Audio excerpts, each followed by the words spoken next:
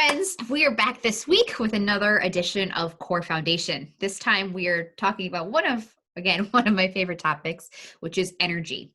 So what we want to kind of understand here is it's not so much about time management, but about energy management. We all have the same 24 hours in a day. It's probably the only thing in life that we have a fair and level playing field. We all have the same 24 hours in a day. We all have the same midnight, the same, whatever. Of course, around the world it's different times, but you understand what I'm saying. The difference is how we all manage our energy across that time. So yes, of course, there is an element of managing your time, which is a completely different topic. But what we want to understand here is what is giving us and what is taking away from our energy. All right. So you may find, and this is going to be one of your tasks, is to figure out what times of day you have more and have less energy, and what's kind of correlating to why you have that energy or why you don't. So some of the science behind, or some of the things that are said about science behind this, is that there are 2 times of day that our bodies naturally feel tired. And that's 2 a.m. and 2 p.m. So oftentimes you may feel that you have this afternoon slump, right? And it's at 2 o'clock. Was it because of whatever I ate at lunch, or is it because I'm tired of the day? What is it? And that's a natural thing with our body. So it's a matter of trying to manage that and manage how and when we're using the energy that we have. So we're going to kind of look at a few different things, and that's going to be the different times of day for us, our food consumption, as well as our purpose, passion, and what we're doing with that time. All about the intake, the give and the take of this. Okay. So if we first start talking about food, which we can probably do more than many episodes on food alone, here what we want to talk about is what a calorie actually is, right? So a calorie is the amount of energy that is in a food item. So a calorie is made up of Calories are made up of 3 different macronutrients, and those are your carbohydrates, your fats, and your proteins. 1 gram of carbohydrates is 4 calories, or 4 equivalents of energy. 1 gram of fat is 9 calories, and 1 gram of protein is also 4 calories. So what can we understand from that, and why is that important? Well, if we also need to understand how our body breaks those down. So first, when we consume those 3 macronutrients, our main macronutrients, our body first is able to process. It first absorbs and processes the carbohydrate. So that's why let's look at a few different things of the good and the bad of that. So for a workout, if you're about to work out and you need that extra boost, that extra energy, what do? You grab carbohydrates. Why? Because your body is able to process that. It's able to give you the energy right away for you to go and maximize and optimize the workout that you're on.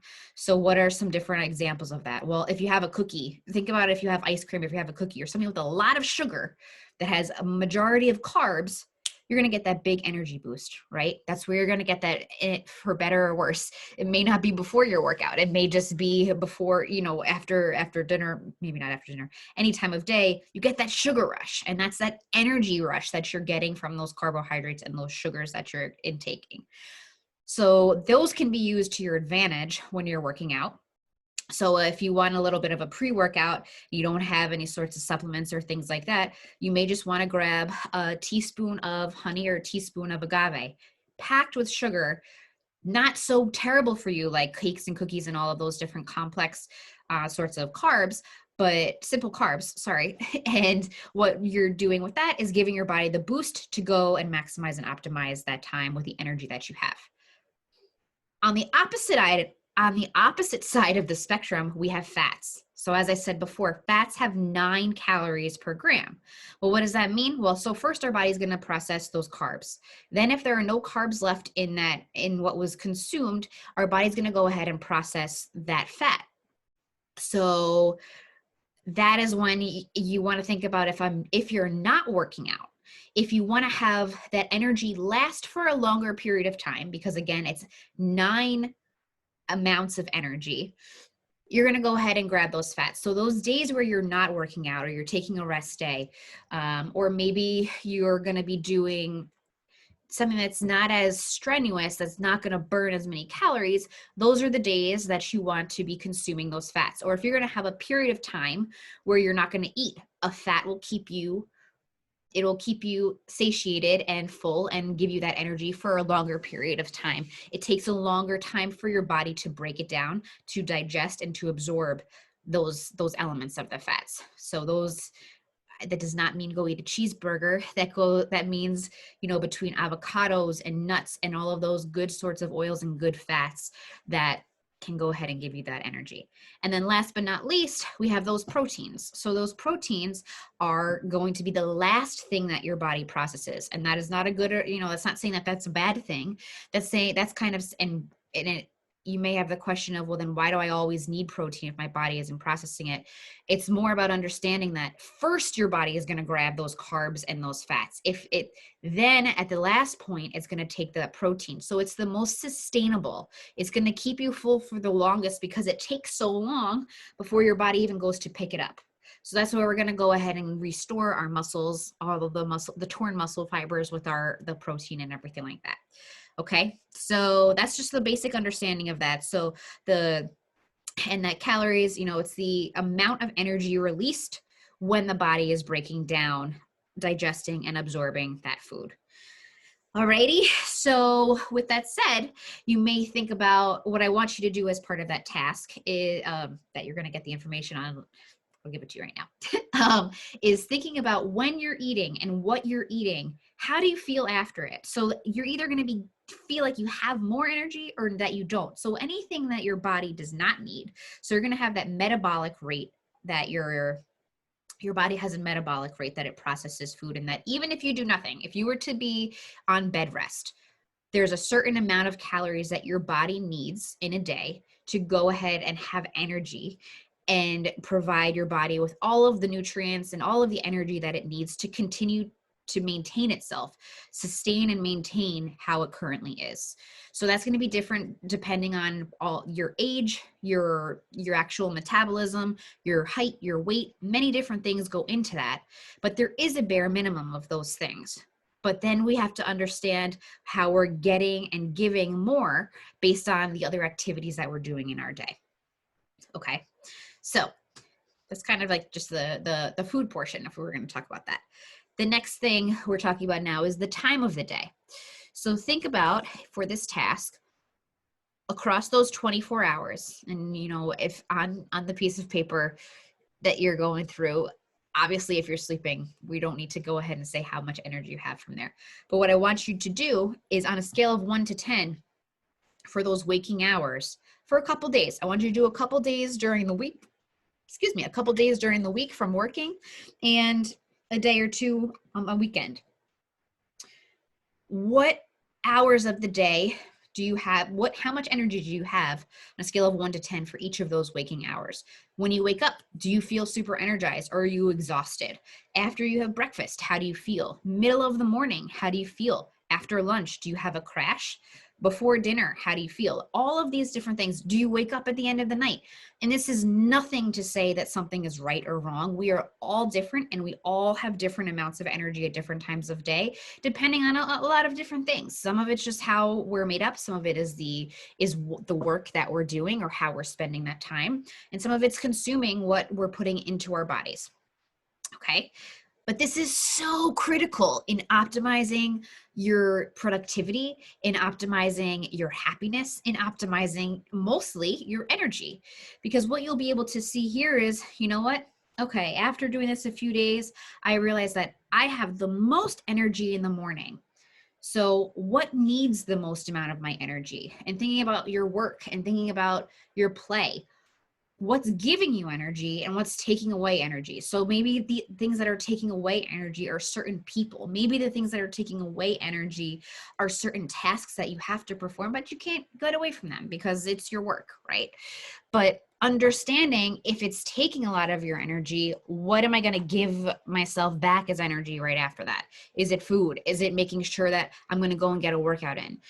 So one of the things that doesn't make sense, but it's true, is how being sedentary and not moving, not expending any energy, can make us so exhausted. You know, those days where you say, okay, you know what? I'm going to take a day and just do nothing. And those days that you just do nothing and you sit on the couch, all of a sudden it's the evening and you are exhausted from doing nothing. You're so busy doing nothing, you're tired, whatever that's not even the right saying for this, but you are tired from doing nothing. And ironically, you need to expend energy to get energy. So it's a give and a take thing here. All right. So one of the first things to do to gain energy means just move. And I know it sounds like it's contradictory, but just start moving. Get yourself up, walk back and forth in your house, march, shake your hands out, whatever it might be, just start moving, and that's going to give you energy. Okay, so thinking other things about when is most productive. Some people don't understand that working out at night. How do people work out at night? Well, maybe that's when they have the most energy. Maybe when that energy matches most for their workouts. So some people have this thing where they wake up in the morning, they have their workout, then they have their time, then they have their most, think about the tasks that you have at work. If you, of course, taking meetings aside, if you have a job where you take a lot of meetings, but think about when are you most focused? Not even just the energy that you have. When do you have focused energy? Is that from a 10 to 2 slot? Is it from an 8 to 10? Is it at nighttime? Whatever it is, bringing that awareness back. I think I've said this in a few different episodes, but I think that awareness is the greatest superpower that we can all have, both awareness of how we're working, our inner workings are, as well as our interactions with others and the world around us, have such a huge impact. So bringing awareness to when and how and what is giving and taking away this energy from us is so critical. So some of that too, if we go back to that sedentary piece, it's the importance of understanding the amount of time that is going to give you energy if you're going to go ahead and take a nap. So we're going to have a whole nother session on sleep cycles and the importance of sleep and understanding all of that of sleep, but understanding just that there's the part of sleep that you're just in a light rest phase versus you're in a deep sleep and you're in that REM cycle. So all of those different pieces, if you wake up, if you have an alarm and you're waking yourself up in the middle of that deep sleep, you're going to be exhausted versus if you were in the right timing of within that first 20 minutes of falling asleep, you're still in that light rest phase, you're going to wake up feeling refreshed. So that's why those 20-minute cat naps are really, really actually a powerful thing.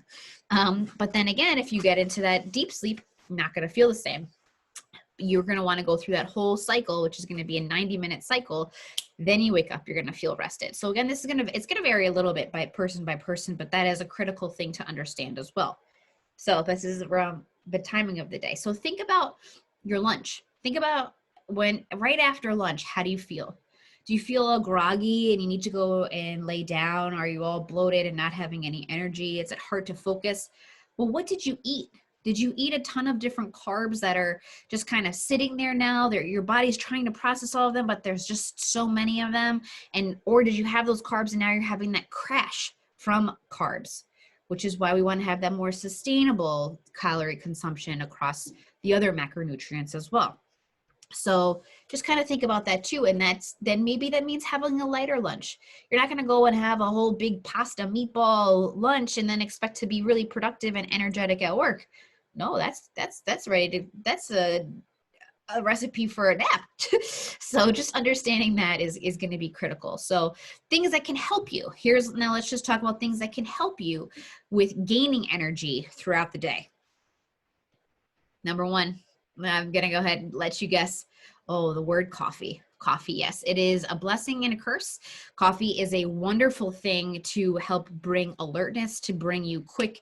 It actually takes about 20 minutes for that coffee to go ahead and set in. So I've done this and I've read this and it works. If you do have that 20 minutes, I recommend going ahead to try and have a cup of coffee, go and take that 20-minute cat nap, and you will wake up as that coffee kicks in. Woo! Ready to go. Ready to go. Okay, so but be careful because one of the first signs of losing energy and being tired is when your body becomes a little bit dehydrated. All right, so if you're dehydrated, you become tired. If you are tired, I recommend that one of the first things you do is have a glass of water. If you have a glass of water and you're still tired, it can actually be from other elements, other things that are going on. However, have that glass of water first. It's one of the first signs of fatigue that our body has. Now, I want you to take a look also around how your energy feels around alcohol consumption. So alcohol consumption, you may feel fine, you feel great, you know, whatever during that current consumption, but then in a little while, it starts to really hit you and you become really very tired again. But more so, that may drain your energy the next day. You may feel a little bit, you know, cloudy minded. You may be a little hungover, whatever it might be, and your energy will also be down then. All right. And then the last thing, as I mentioned just before, is about sleep. So we have coffee, alcohol, water, and sleep are key things of ways of managing your energy. The thing that I want to mention about sleep, aside from understanding your cycles of the 20 minutes, 90 minutes, and all of that, is to create this rhythm.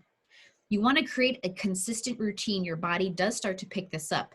So even on the weekends, this means having the same sleep schedule on a weeknight and a weekend. You will have an internal clock. If you start to set an alarm, that not just an alarm for the morning, but an alarm for the night when you're going to bed, that if you set that same rhythm night after night after night, whether that's 10 to 6, 11 to 6, whatever your time is, that part is actually more important and more impactful to your morning energy than the amount of time that you're having. So yes, the sleep cycles and being part of a 90-minute cycle is going to be key. However, if you continue to have that same evening to morning routine and schedule, your body will start to wake up at that same time. It actually improves your resting heart rate while you are sleeping. You'll see that your resting heart rate declines over time by having that same time period that you're sleeping every night. And you will be able to more automatically, or if not automatically during the next morning, but from your alarm, wake up. And when I say wake up, I don't just mean like, oh, but you're awake, like you're ready to go. And that happens over a period of time of creating that rhythm. And think about little babies. Think, you know, like not little babies, but babies who have their routine, their sleep routine. It is so critical for them to have a good night's sleep, to have that same rhythm over and over and over again. We're still the same beings this many years later, but we just don't have someone managing our life the same way as we did when we were a baby. So just something to think about there as well. And then the other thing I want you to think about lastly is just around the purpose and passion that you have. So think about when you do have the most energy. What were you doing? What activity was it taking part of? You know how there's certain people who you're with that just all of a sudden you leave and you're like, I've talked about this before in the other episode about people, but God, I want to go like do so many things because that person gave me so much energy. And then there's those people who drain so much energy from you. Think about those things. How can you optimize those people to help you and you to help them as well? But just, you know, for a second, being a little bit selfish and understanding that.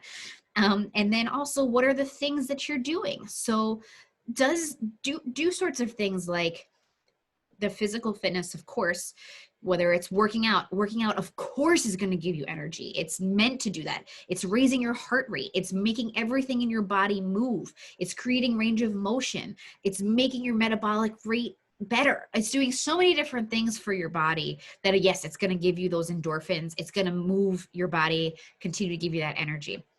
But then what other activities that are not related to fitness are giving you energy? Maybe it's whatever your hobby is. Maybe it's your skill set, your talent. It's drawing, it's painting, it's, you know, playing an instrument. It's maybe even be reading.